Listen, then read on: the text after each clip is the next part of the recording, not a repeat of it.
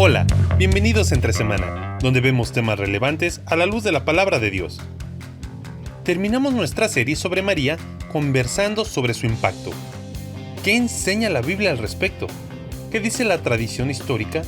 ¿Cómo surge todo el culto a María que conocemos el día de hoy? Acompañemos a Alex y a Marcelo en este interesante capítulo, aquí Entre Semana. Feliz Año Nuevo a todos los que nos escuchan. Hoy Entre Semana es el primer episodio del año, entonces estás comenzando con lo mejor. Aquí, qué loco, 2022. 2022. ¿Cómo pasó el tiempo? Esto empezó año 2000.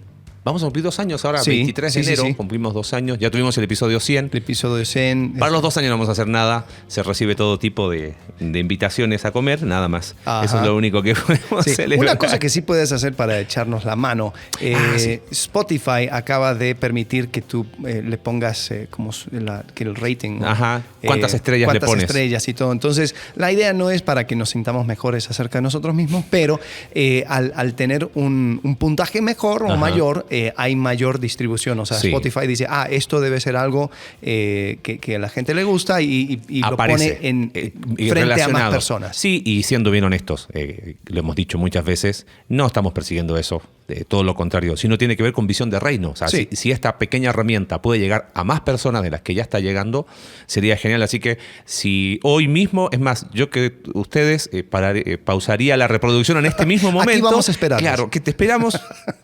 Está bien, ya lo hiciste. Ya, ok, perfecto. Qué bueno. Y colocas ahí. Bueno, en Apple ya era hace bastante. Hace mucho sí se podía. Pero no hemos. Sí, desafortunadamente los de iPhone como que no nos apoyan. Exactamente. Pero bueno, si estás en iPhone, ahí también lo puedes hacer. Así es que bueno, problema. Va a ayudar para eso. Ese es el propósito. No esa tiene, es la idea. No tiene mayor distribución para que la gente también pueda escuchar y aprovechar. Bueno, y en realidad ese es el corazón de esta pequeña serie que estamos haciendo. A Jesús por María. Muchas veces quedan muchas preguntas acerca de María y no sabemos bien cómo enfrentar estas preguntas. Entonces lo que solemos hacer es, uno, ignorarlo y decimos, bueno, yo no hablo de María, yo hablo de Cristo. Claro. Sí, pero vaya, hay miles de millones de personas, ¿miles de millones? Que se consideran católicos. Sí. Sí, ¿no? Ya llegamos a esos números.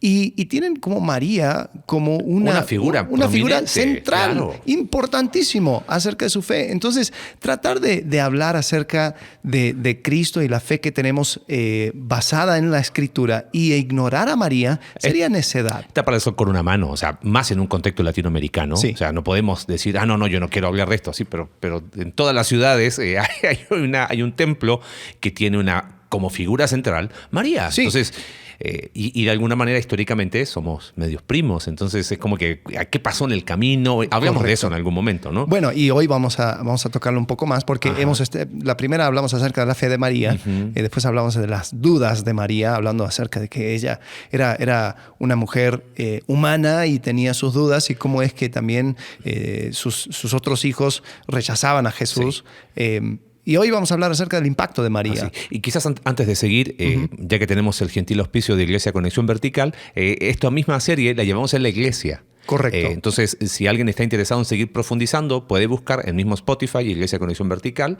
para los que no son miembros de la iglesia y que nos escuchan. Y llevamos esta serie, pero pensando en predicación de domingo. Acá es el espacio donde podemos, todo lo que quedó en el tintero lo volcamos acá, ¿no? Correcto. Y lo que vamos a hacer es en las notas, ahí tenemos, vamos a tener el playlist de esos 3 domingos también para que, o sea, mucho va a ser información paralela, pero aquí en este formato de podcast nos damos el lujo también de entrar en algunos detalles que quizás no cuadraría dentro de un contexto de domingo, ¿no? Entonces, hoy vamos a hablar acerca de eso, o sea, pensando en María, ya siendo una mujer humana que está siendo enfrentada con todo esto nuevo del ministerio de Jesús y todo lo que estaba diciendo y predicando, era difícil de creer. Ahora, ella sí se podía basar en todas las cosas que había vivido y visto, pero también, o sea, era complicado. Aún los mismos israelitas, después de cruzar el Mar Rojo, unos días después, se empezaron a quejar y diciendo que ¿a qué viniste? Entonces, este aspecto de fe sí se tiene que combinar con una realidad humana. Sí. Pero, ¿dónde encontramos a María? o sea, en el momento de la crucifixión y aún después. Sí. Bueno, partamos del momento de la crucifixión. Juan capítulo 19, y qué interesante que Juan lo menciona. Este detalle, evidentemente, Juan lo menciona porque es protagonista de lo que sucede ahí en la cruz, ¿no? Leo el pasaje ahí en Juan capítulo 19, versículo 25. Dice, junto a la cruz de Jesús estaban su madre, la hermana de su madre, María la esposa de Cleofas y María Magdalena. Cuando Jesús vio a su madre y a su lado el discípulo a quien él amaba, Juan, dijo a su madre, mujer, ahí tienes a tu hijo. Luego dijo al discípulo, he ahí tienes a tu madre. Y desde aquel momento ese discípulo la recibió en su casa. Cortito relato, que de ahí a veces se ha construido muchas distorsiones, sí. ¿No? Estábamos recién hablando antes de grabar. Se ha tomado este pasaje para decir que María es ¿cómo le dicen? La madre de todos. La madre de toda la humanidad. Bueno, es más, aquí bajando, estamos en un segundo piso. Si bajas en el primer poste de luz, hay un letrero que celebra la Virgen del Pueblito, donde aquí estamos. Y citan, ahora que me acuerdo, era ese versículo, he aquí tu hijo. Y después hay como una frase que ponen, que la Virgen del Pueblito es la madre de todos los creyentes, toda la humanidad, sí. O algo así. Entonces, es un concepto de que este pasaje está diciendo que Jesús anda diciendo, tú eres la madre de todos. Claro. Y ahí es donde tenemos que empezar a hacer quizás el ajuste. Primero, el texto no dice eso. Número uno. Número dos, es muy interesante, muchos comentaristas llaman la atención que Jesús se dirige a María como mujer. Ajá. No es una forma despectiva, inclusive es una palabra de respeto, pero es interesante, un comentarista sugiere que se dirige a ella como mujer porque de una u otra manera su función maternal termina al morir Jesús. Quizás el paralelo actual sería como decir señora. Una cosa, señora, dama. Que no sería loco si tú llamas a tu mamá señora, claro. Pero sí sería como que, ¿por qué no dices mamá? Evidentemente una razón tiene Jesús para hablarle así. Creo que el concepto va por el lado de que yo estoy por morir. El vínculo madre-hijo, el amor queda, los recuerdos quedan, pero la relación ahí termina, porque obviamente muere, después resucita, puede ser otro tipo de relación. Correcto. Y vamos a ver después lo que dice el libro de Hechos.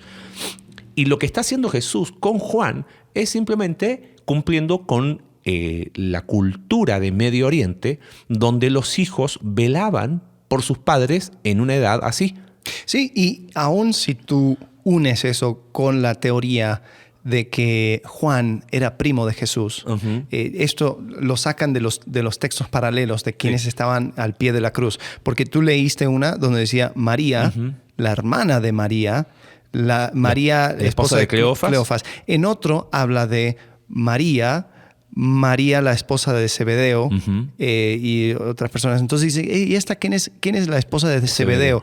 El hijo de Zebedeo es Juan. Entonces dicen, quizás Juan era primo de Jesús. De esos primos de que uno tiene, que uno no sabe si es primo hermano, primo de segundo, tercer grado, ese primo que uno tiene por ahí, ¿no? Correcto. Y después eso también explicaría la cercanía que Jesús. Pero sí, tenemos que ser honestos en decir que no lo dice explícitamente en el texto. Sin embargo, lo que sí podemos decir es que el texto no dice que María es la madre de todos los creyentes o de toda la humanidad. Lo que está haciendo Jesús simplemente es decirle, Juan, puedo usar un lenguaje un poquito más coloquial, te encargo a mi mamá, ¿no? Por favor, cuida de ella, yo estoy partiendo. Y eso habla mucho del aprecio, de la honra que tuvo Jesús como hijo. Bueno, ¿no? Pero aquí también dirían algunas personas que sostienen que María nunca tuvo otros hijos, la perpetua virginidad. Dirían, ¿ves? O sea, si hubiera tenido otros hermanos, no tendría que haber hecho eso. Bueno, ¿Por qué hizo eso Jesús? La Escritura misma lo responde. Partamos de la base, lo vimos en el episodio anterior. Acuerda, los hermanos de Jesús y sus hermanas no creían en él. Juan capítulo 8. ¿Correcto? Creo que está en Juan capítulo 8. 7, ¿no? 7, 8, uno de esos dos. No creían en él. Entonces, ¿cómo a los pies de la cruz no hay ninguno de sus hermanos? Ellos vienen a creer cuando Jesús resucita y aparece. Y lo vemos en el libro de Hechos, claramente, y Lucas dice, ahí están los hermanos, las hermanas y María. Vamos a verlo ahorita. No están acá. ¿Cómo le van a cargar a hombres, a sus hermanos, que si bien eran hermanos de sangre, pero evidentemente no compartían la misma fe. Entonces, obvio que Jesús dice, mejor cuidado va a estar con Juan. Claro, y entendiendo de que Jesús tenía otra visión de familia, ¿no? Aquí mi madre, mis hermanos, o sea, aquellos que hacen la voluntad de mi Padre. Entonces, en un sentido espiritual, sus hermanos de sangre todavía no eran hermanos espirituales, pero el que sí era hermano espiritual y el más cercano era Juan. Bueno, hemos hablado de este tema en esos programas, en el spin-off de Entre Semana. Hablamos en algún momento, y creo que es un lindo paréntesis. A veces se ha usado este concepto de no, porque somos familia de sangre y que la sangre tira y que por mi sangre doy mi vida. Creo que hay una sangre más fuerte que la sangre de hermanos, de familia, y que no hay que negarla, ni mucho menos, y que tiene que ver con la sangre de nuestro Salvador, el vínculo espiritual. Jesús, de alguna manera, pone, esta es la demostración. O sea, yo tengo una visión más grande de esto, ¿no? Y muchas veces, cuántos errores, yo sé que a lo mejor no estamos desviando del tema, pero cuántas metidas de pata hemos hecho porque quiero defender a rajatabla y no, porque es mi hermano. Sí, pero que sea tu hermano no significa que todo lo que ha hecho está bien. Correcto. No, pero es que es mi sangre y lo voy a apoyar. Apóyalo, pero eso no significa que podemos tapar el sol con una mano en todo lo que hizo mal. Y creo que Jesús nos deja ese ejemplo. O sea, confía en Juan porque sabe dónde está el corazón de Juan, dónde está la perspectiva de Juan. Y dice, él tiene una visión más allá de quizás de su círculo tan cercano, ¿no? Ve la historia más grande. Uh-huh. Ahí está María. Sí. ¿No?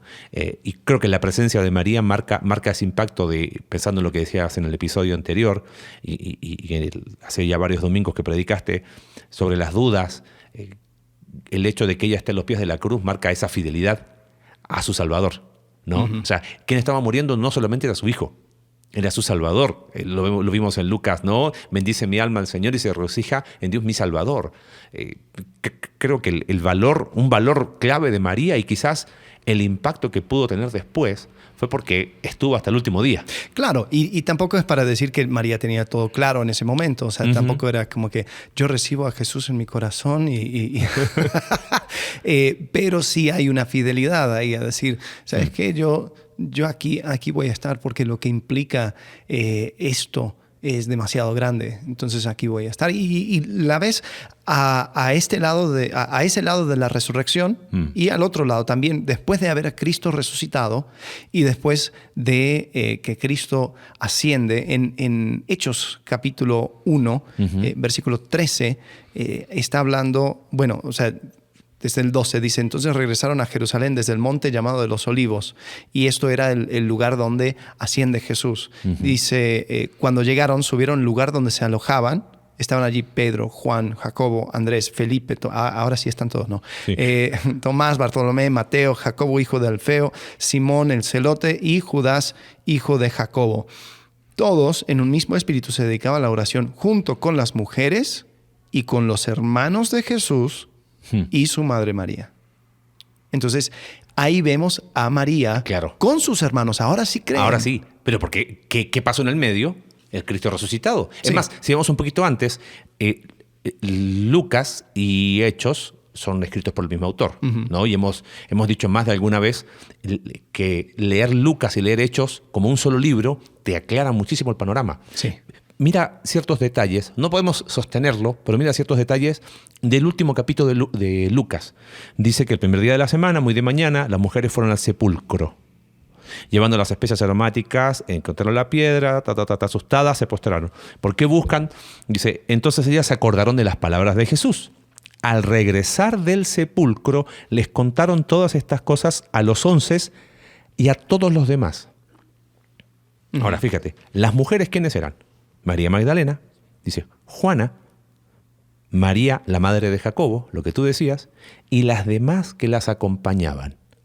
Muchos creen que en las demás que las acompañaban haya estado María, porque María también estuvo a los pies de la cruz. Claro. Entonces, es muy probable que las mismas que estuvieron hasta el último día fueron las mismas que fueron el primer día de la semana, pero era para poder embalsamar y llevar las especies del cuerpo. Claro, y si María, la madre de Jesús, no tuvo miedo de estar en el pie de la cruz, menos iba a tener miedo menos en la tumba de ir. Entonces, muchos creen que sí estuvo ahí.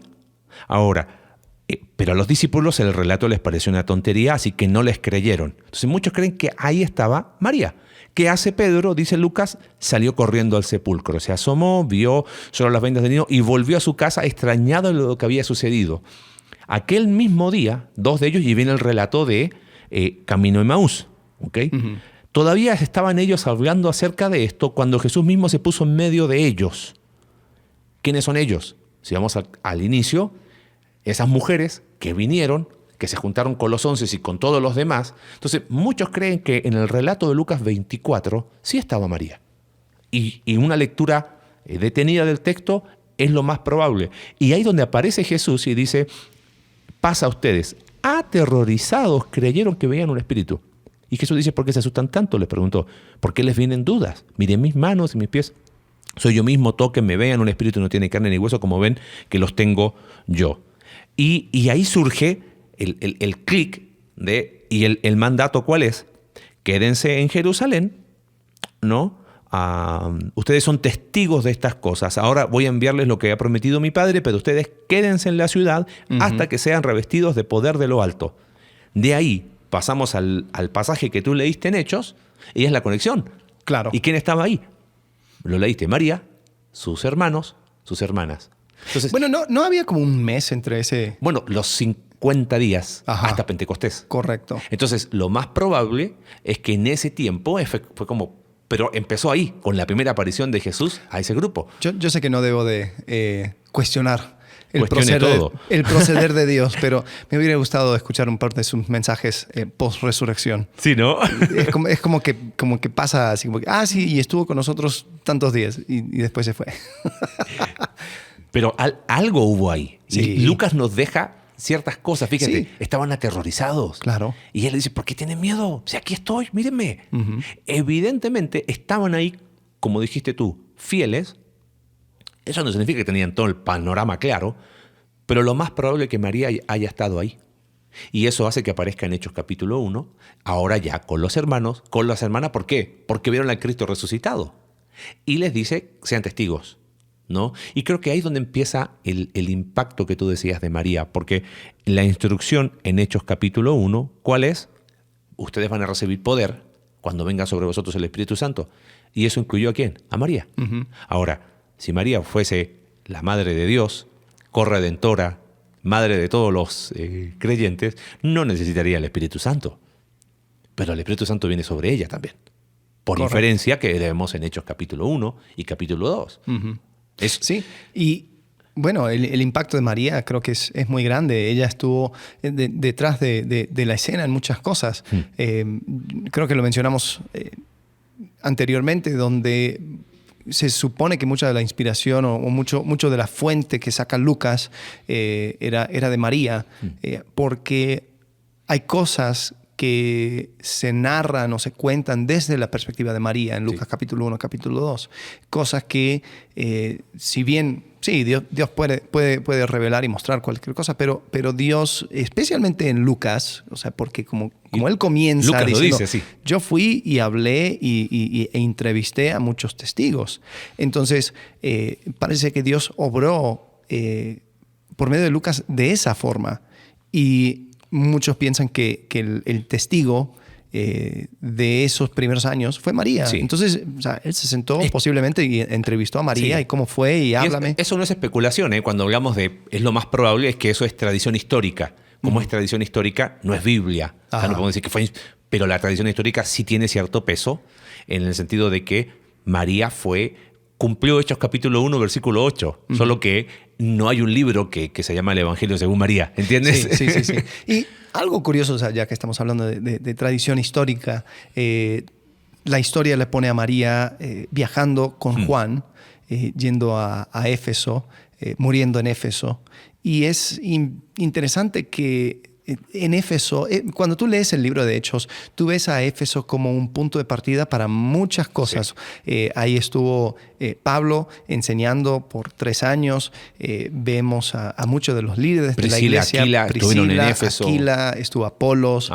Muchos ahí trabajando en Éfeso. Cuando Juan escribe a las 7 iglesias, la primera es Éfeso. Está Éfeso y todas las iglesias alrededor. Y dicen, ¿qué hay de especial en esa zona que ahora sería Turquía occidental, ¿no?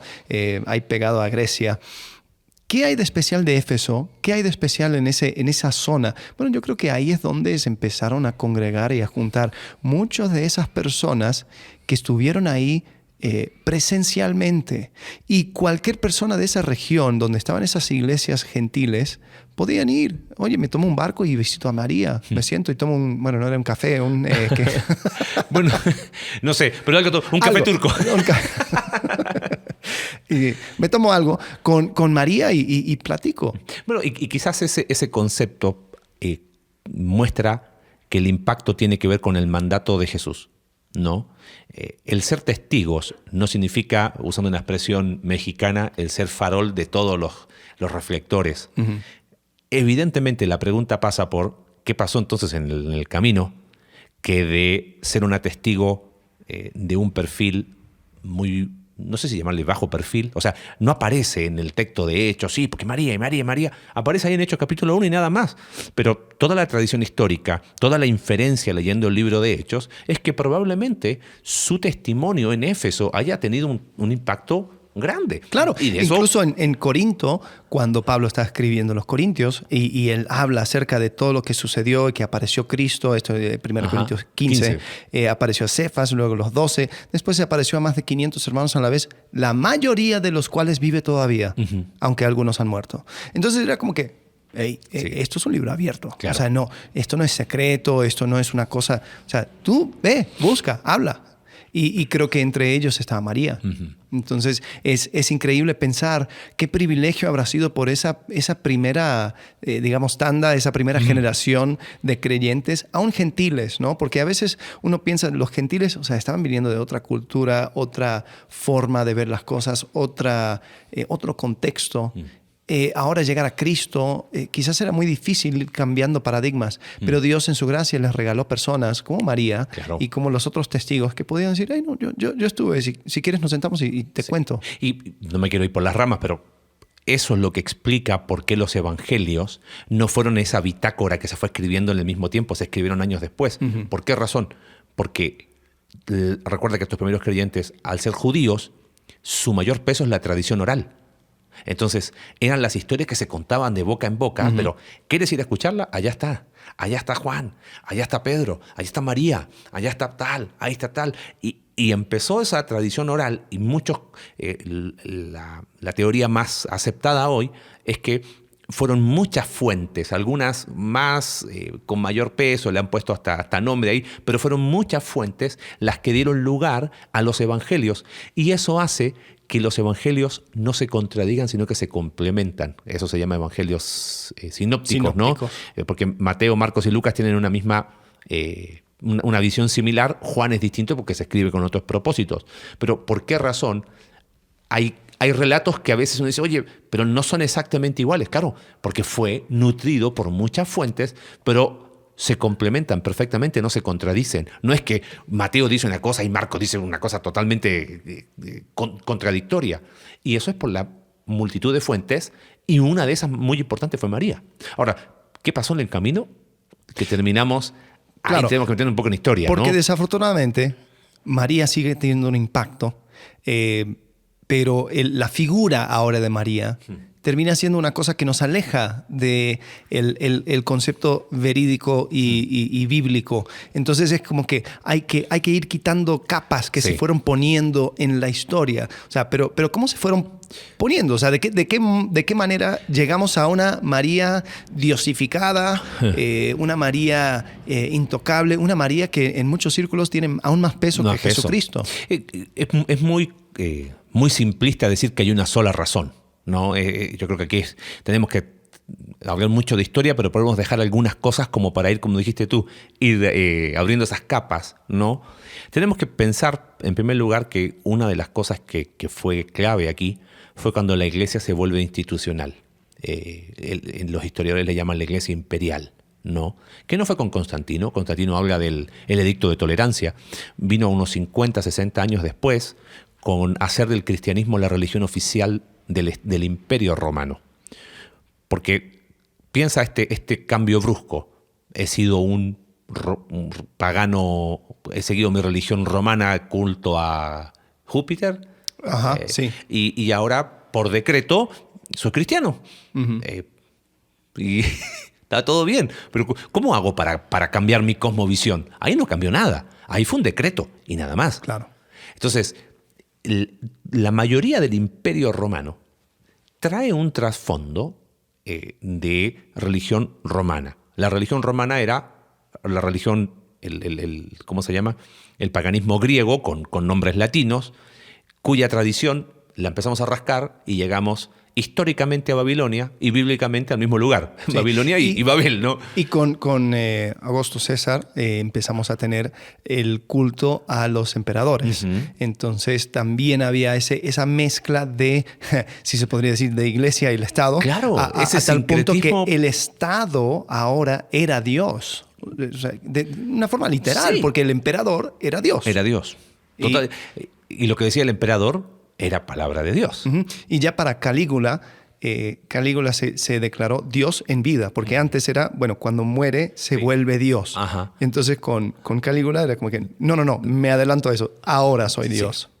Sí, y esa institucionalización, esa iglesia imperial, ¿qué hace? Se vuelve, los historiadores le han llamado ese un sincretismo, y de ahí viene el origen de, bueno, la Navidad era el 25 de diciembre, que no, y que el del solsticio y todo eso, que se han derramado mucha tinta y otro día para eso, pero viene de ese sincretismo.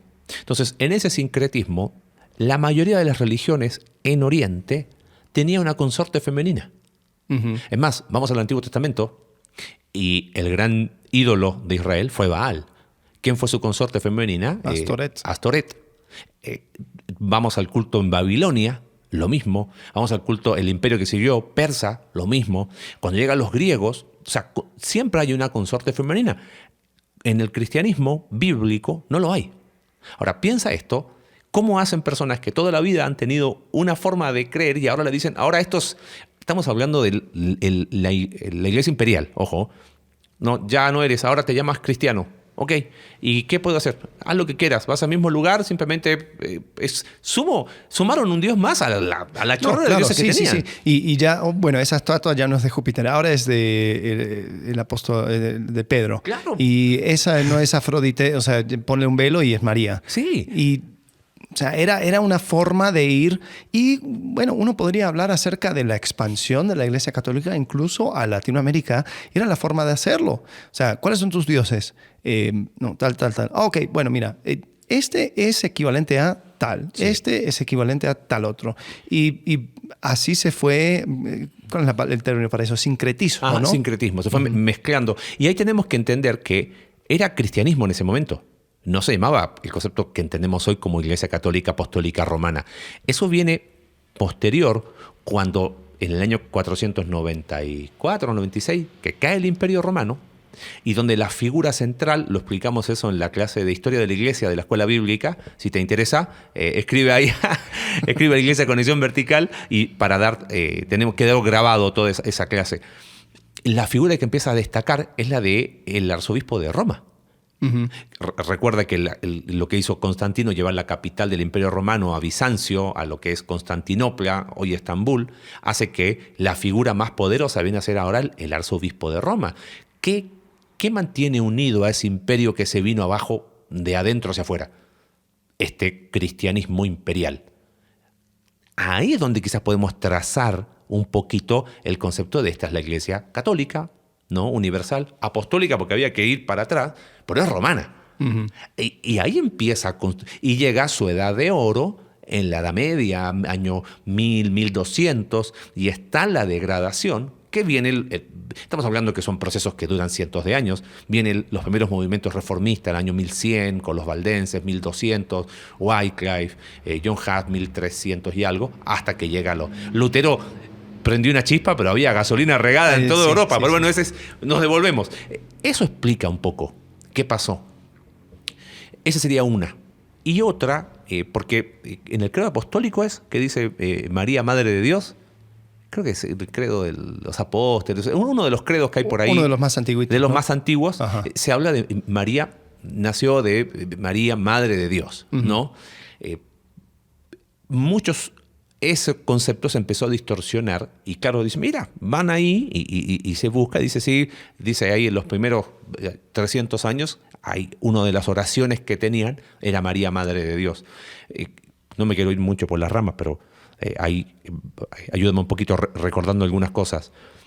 Cuando el cristianismo empieza, hay enemigos por fuera, pero también hay herejías que empiezan a surgir. No, que Cristo no era Dios. Que tú lo ves claramente en los últimos cartas claro. en el Nuevo Testamento, ¿no? Primera de Juan habla mucho acerca de eso, Judas, y podemos ver que ya estaban tratando de, o sea, era necesario que pusieran ciertas cosas en orden. Creo que es Juan, ¿no? Que dice que hay que probar los espíritus con el espíritu, que no dice capítulo. Que Jesucristo ha venido en carne. Entonces había una cierta creencia acerca de la llegada de Jesucristo. Y lo que pasa es que mucho de trasfondo en Primera de Juan tiene que ver con este movimiento que fue terrible y que vemos sus consecuencias hasta el día de hoy, movimiento gnóstico, donde toda la materia es mala. Entonces, en la historia de la iglesia vimos mucho de eso, ¿no? Entonces, como era malo, Jesús no podía haber venido en carne. Él no fue un ser humano. ¿Cómo que no? ¿No? Porque el cuerpo es malo, la materia es mala. Entonces Juan corrige eso, Primera de Juan capítulo 4. ¿Quién es el espíritu del anticristo? El que niega que Jesucristo ha venido en carne.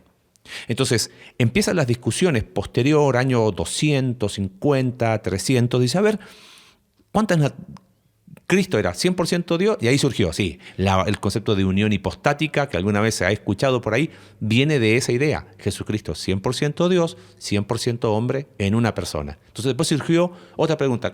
¿Eran dos personas en uno? No, eran dos naturalezas. Sí. Y empiezan, ¿viste? ¿Y cuál era la naturaleza de Dios y cuál era la naturaleza del hombre? Se mezclan las naturalezas. Cuando Jesús toma esta decisión, lo decidió como hombre, lo decidió como Dios. Entonces, lo decidió. Claro, y ahí viene el problema. ¿Por qué?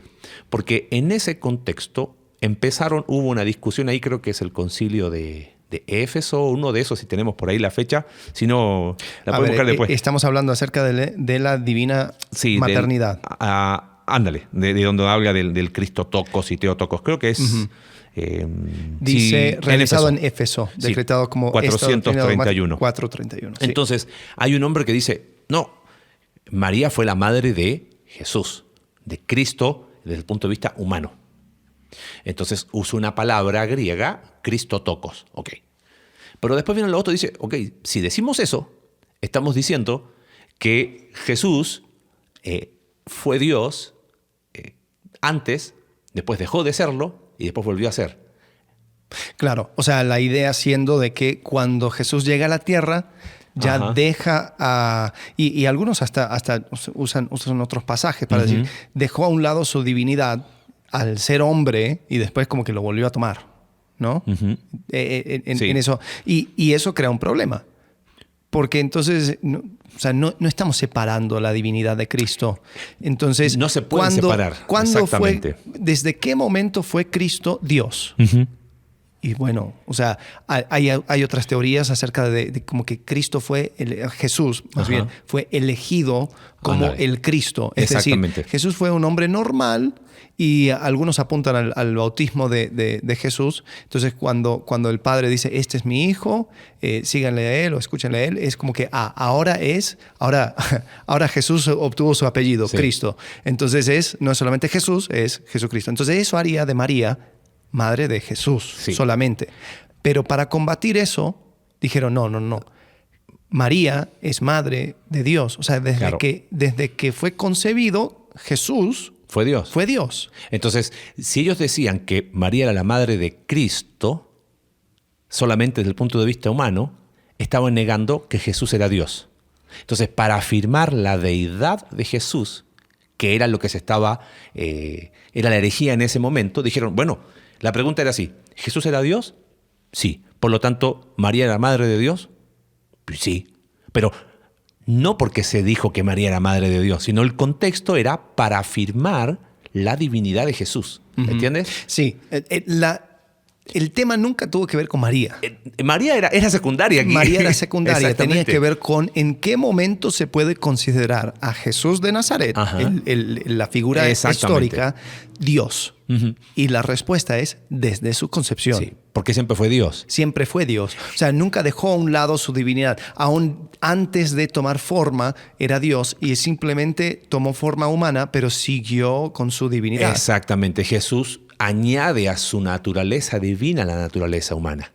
El problema es que con el tiempo se ha literalizado esa frase, María, Madre de Dios. Se aisló de contexto. Ajá. Entonces, ¿ves? María es Madre de Dios. Sería una contradicción al abrir toda la Escritura. Y claro, recuerda que en este tiempo lo que se buscaba hacer a través de estos credos era memorizar lo más importante, pongamos lo más importante de memoria siempre.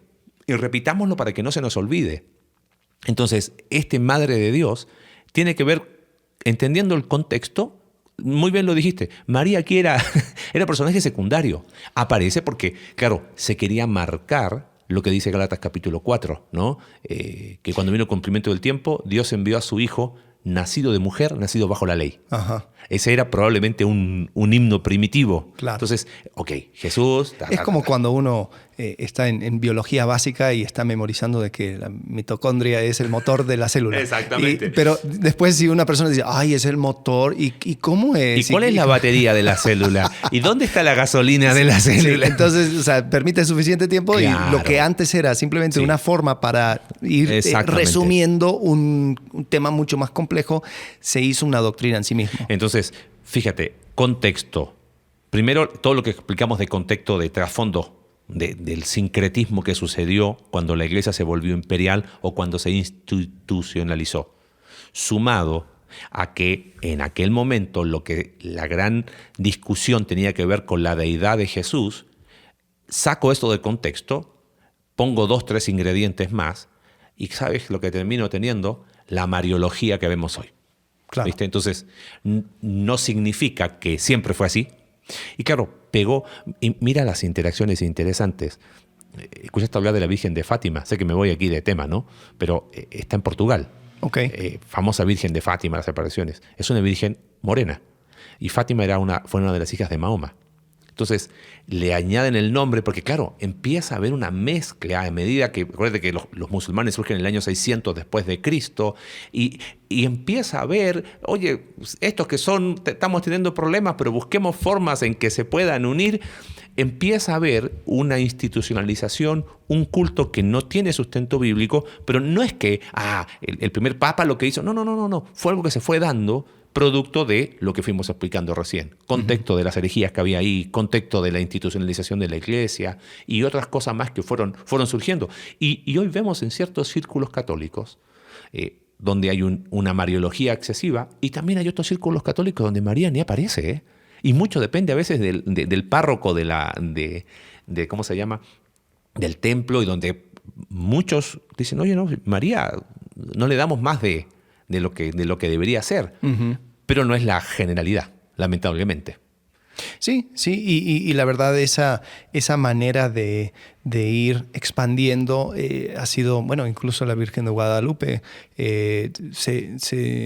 dicen que se descubrió en el cerro de Tepeyac, donde ya había un centro de culto a una diosa.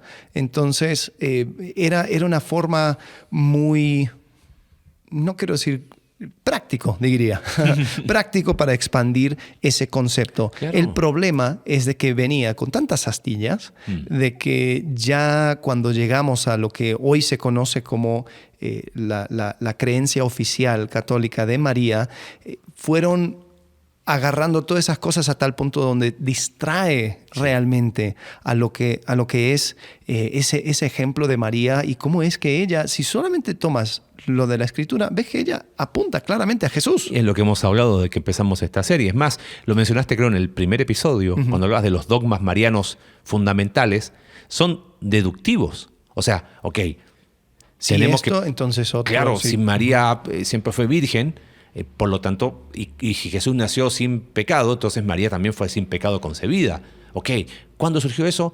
Año 500, año 600. Bueno, la Inmaculada Concepción de la Virgen María aparece primero definida en 1476. Imagínate. Y se hizo dogma en 1854. O sea, estamos hablando hace 150 años atrás. La Asunción de María se hizo dogma en 1950. O sea, hay personas que nacieron siendo católicos que cuando eran jóvenes María no había ascendido todavía. No había ascendido.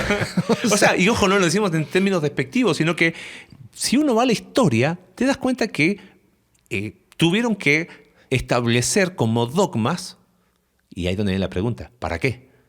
Y para mantener la estructura. Si no, se cae sola. Sí, y creo que es desafortunado porque ha creado esa reacción. O rechazamos a María, decimos, no nos enfocamos en María, o la veneramos. Y es como que no es así. Me da pesar cuando amigos católicos, cuando empezamos una plática, una de las primeras preguntas es, ¿y ustedes por qué rechazan a María? Claro. Es como que no rechazamos a María. Sí. Simplemente no creemos de que una cosa que se fue instituyendo en 1950 podemos llevarlo hasta atrás y decir, sí, esto es un fundamento de nuestra fe. Sí. O quizás, lamentablemente, y eso es parte del mea culpa, sí en ciertos círculos quizás se ha rechazado. También, sí. Y eso ha creado un anticuerpo. Y nuestro ánimo es que esta pequeña herramienta sirva para los que están en Cristo, así como hemos... Y lo digo abiertamente, el primer domingo que iniciamos esta serie en la iglesia, vi varios rostros desencajados. ¿Cómo? ¿En serio? ¿Vamos a hablar de María un domingo?